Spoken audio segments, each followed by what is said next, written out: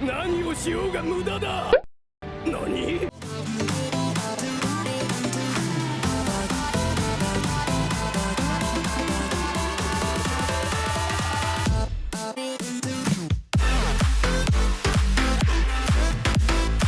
안녕하세요, 벼썸입니다. 요즘 저는 인터넷 수업이랑 과제 때문에 집 밖으로 거의 나가지 않고 있는데 어떻게 여러분들도 저랑 비슷하신지 모르겠네요.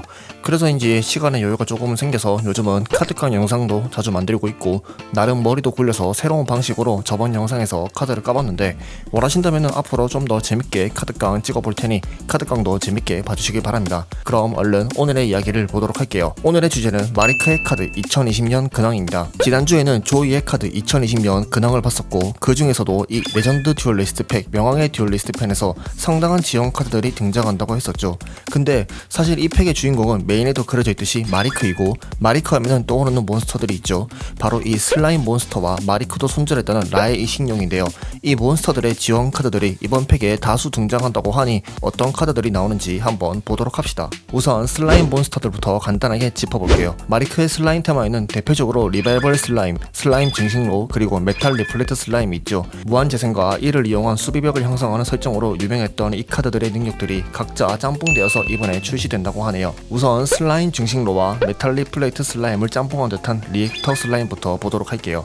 단순히 토큰만 소환하던 마법카드 슬라임 증식로가 이번엔 몬스터 버전으로 나오는데 그 효과는 메인 페이지마다 자신 필드에 슬라임 토큰 2장을 특수 소환 가능하며 이 효과를 사용했을 때 자신은 신의 카드밖에 소환할 수가 없고 또 자신 상대 배틀 페이지에 이 카드를 릴리스하면은 패덱에서 메탈 리플레이트 슬라임 한 장을 자신의 마음존에 세트 가능하며 이 효과를 세트한 카드는 그 턴에도 발동이 가능하다고 하네요. 첫 번째 효과에서는 한 턴 만에 신의 카드를 위한 재물 세 채를 준비해주고 두 번째 효과에서는 메탈 리플레이트 슬라임을 이용해서 수비를 하든 어떻게든 써먹으라고 나온 카드라고 보면 되겠네요. 아마도 원작에서 마리크로 빙의한 과묵한 인형이 유이와 듀얼을 할 때 슬라임 증식로로 재물 세 채를 마련해서 그걸로 오시리스의 총권력을 소환한 장면을 그대로 이번 효과에 담아준 것 같네요. 왜냐면은 원래 슬라임 증식로는 토큰을 만들어내긴 했어도 써먹을 수가 없는 개쓰레기. 다음 슬라임 카드는 가디언 슬라임입니다. 기존의 슬라임 카드들의 모습과는 사뭇 다르게 일러스트에 위화감도 있으며 대가리도 말인지 개인지 모를 두상을 가지고 있는데 가디언이라는 이름과 주 무대가 이집트라는 점에서 유추해보면은 아마 자칼일 것 같네요. 아님 말고요. 여튼 이 가디언 슬라임은 레벨이 무려 10에 공수는 0이며 효과는 자신이 데미지를 받으면 패에서 특수 소환이 가능하며 이 카드가 상대와 전투할 때 데미지 계산 시에 수비력을 상대 몬스터의 공격력만큼 올릴 수가 있으며 또 패 필드에서 이 카드가 묘지로 보내지면은 덱에서 라의 신용이 적힌 마법 함정 카드 한 장을 패로 넣는다고 하네요. 레벨이 10이라는 거에 무색하게 소환이 상당히 쉬우며 위급 상황에선 상대 몬스터 한 채의 공격도 급하게 막아낼 수가 있으며 라의 신용의 지원 카드 또한 서치해올 수 있으니 효과가 굉장히 잘 빠진 것 같네요. 물론 여기서 여러분들은 라의 신용이 적힌 마음 카드가 있나 라고 생각하실 수가 있는데 그건 차후에 설명드리도록 하고 여기서도 역시 첫 번째, 두 번째 효과는 만화 속의 설정을 오마주한 걸 알 수가 있는데요. 데미지를 받으면 특수 소환되고 공격하는 상대 몬스터의 공격력에 대응하는 능력을 카피하는 게 아마도 원작 속 메탈 리플레이트 슬라임과 비슷하네요. 물론 공격력 4분의 3에 해당하는 토큰을 소환해준다는 원작의 리플레이트 슬라임과 동일한 효과는 아니고 공격을 막아주는 것도 사실은 디펜드 슬라임의 효과였기 때문에 완전히 원작 제안을 한 거라고 보기에는 애매하지만 그래도 그 느낌을 조금은 살려준 것 같네요. 그 다음 슬라임 카드는 사실 이번 명함의 듀얼리스트 펜에서 가장 핫한 카드 중 하나라고 봐야겠죠. 제가 커뮤니티에도 올렸고 마리크의 카드 탑5에도 올려서 아실 사람들은 이미 알고 계실 갓슬라임입니다. 신의 카드 오벨리스크의 거신병과 슬라임이 융합된 모습으로 원작에서는 메탈 리플레이트 슬라임이 오벨리스크의 공격에 반응하면서 등장한 카드이죠. 원작에서도 상당히 충격을 줬던 카드가 OCG가 된다고 하니 사람들 사이에서 이미 핫한 이 카드는 레벨 10의 공격력 수비력이 3000이며 효과는 물종 몬스터와 물속성 레벨 10 몬스터와의 융합으로 소환 가능하며 또한 레벨 10의 공격력 제로의 물종 몬스터 한 장을 릴리스해도 소환이 가능하다고 하며 몬스터를 재물 소환할 경우 이 카드로 3장만큼의 재물을 채울 수가 있으며 거기에다 자체 전투 대상을 가지고 있고 자신 필드의 몬스터에도 전투 효과 내성을 부여하는데요.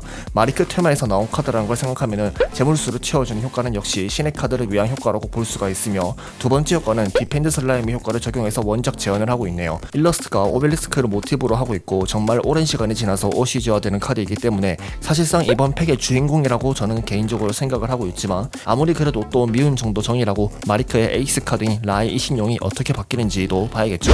라의 이식용은 신의 카드 중에서도 사실 아픈 손가락이죠. 원작에서는 신의 카드 중 최강이라고 불렸지만 OCG가 될 때 원작에서 효과들이 대부분 잘려나간 것도 컸고 무엇보다도 특수 소환하지 못한다는 엄청난 제재까지 먹고 나와서 라의 치킨용에서부터 라의 익녀용, 라의 빙용까지 많은 불명예를 얻고 전 세계에서도 온갖 욕을 먹었죠. 그래서 코나미도 미안했는지 듀얼리스트 팩 배틀시티 편에서는 구체형, 밀레니엄 팩에서는 불사조형을 출시해주면서 메이가 소환해도 쓰지 못했던 점이나 불사조로 변형해 몬스터 하나를 무조건 파괴해내는 원작의 설정을 재현해주었고 그나마 관작에 못 받기 직전에 살려주었죠. 물론 이 정도로도 충분히 많은 서포트를 받았지만 그래도 여전히 소환 조건에 발목이 잡히면서 원작의 마리크처럼 신의 자유자재로 부리기에는 무리가 있었기에 원작 재현을 했다고는 해도 조금 찝찝한 구석이 있었죠. 그걸 코나미도 알았는지 이번에 새로운 라의 이식용 지원 카드가 몇 장 등장한다고 하네요.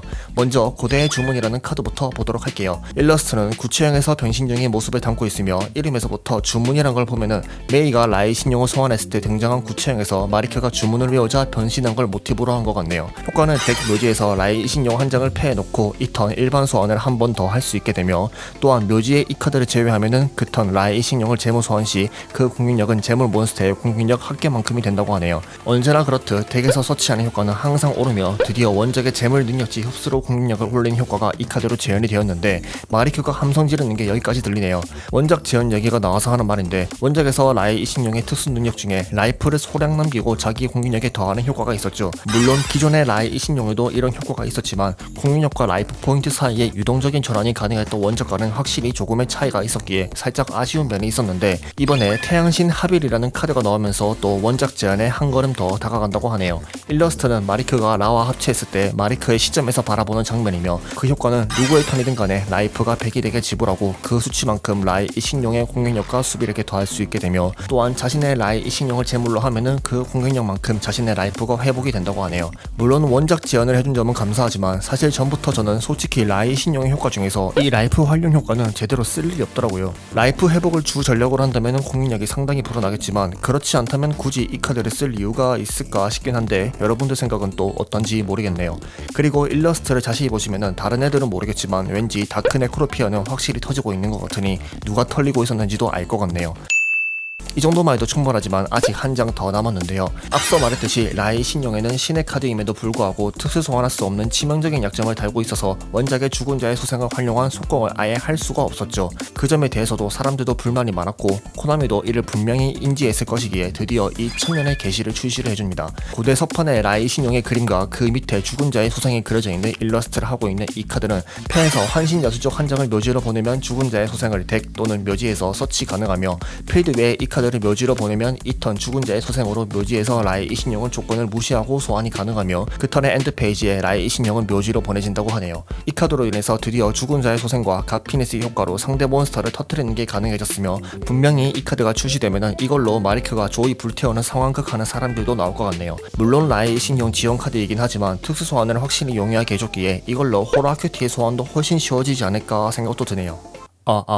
예, 원래라면은 이렇게 끝났을 영상인데 꼭 영상 다 만들어갈 시점에 새로운 일이 생기네요. 5월 21일 오늘 공개된 자료에 의하면은 라의 이식용의 새로운 지원 카드인 갓 블레이즈 캐논도 수록이 된다고 하네요.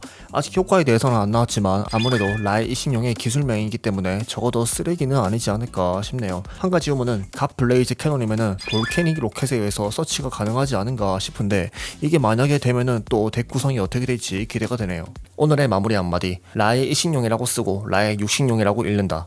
오늘 영상 여기까지고요. 재밌게 봐주셨다면 구독과 좋아요 부탁드릴게요. 그럼 다음 시간에 또 만나요. 안녕.